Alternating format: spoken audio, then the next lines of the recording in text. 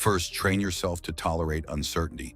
Stop trying to know exactly what will happen. Don't immediately check. Don't keep researching. Don't ask everyone what they think. When your brain says, "But what if something goes wrong?" Practice saying, "I don't know what will happen, and I can handle that." Because every time you tolerate uncertainty instead of trying to eliminate it, you're teaching your brain that not knowing isn't dangerous. And over time, uncertainty becomes less powerful. Second, stop reopening decisions.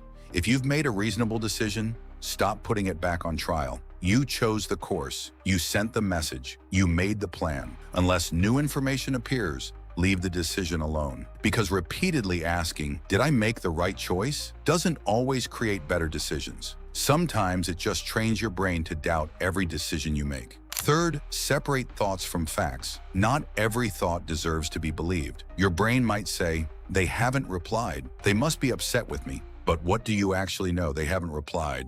Everything else is an assumption. So whenever you catch yourself spiraling, ask, "What do I know for sure? And what am I assuming?" This creates distance between what happened and the story your brain created about it. And once you can see the difference, the thought loses some of its power. Fourth, turn worry into action.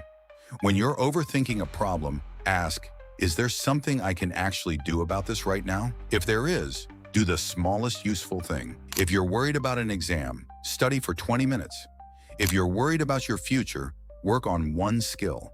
And if there's nothing you can do right now, stop trying to solve it in your head, because thinking about a problem isn't the same as making progress on it. Fifth, redirect your attention. And finally, stop trying to force thoughts out of your mind, because telling yourself, "Don't think about it," usually keeps your attention focused on exactly what you're trying to avoid. Instead, notice the thought, "I'm overthinking again." Then bring your attention back to what you're doing, back to the book, back to the conversation, back to your workout, back to the present moment. The goal isn't to never have another worrying thought. The goal is to get better at not following it. And the more often you practice redirecting your attention, the easier it becomes.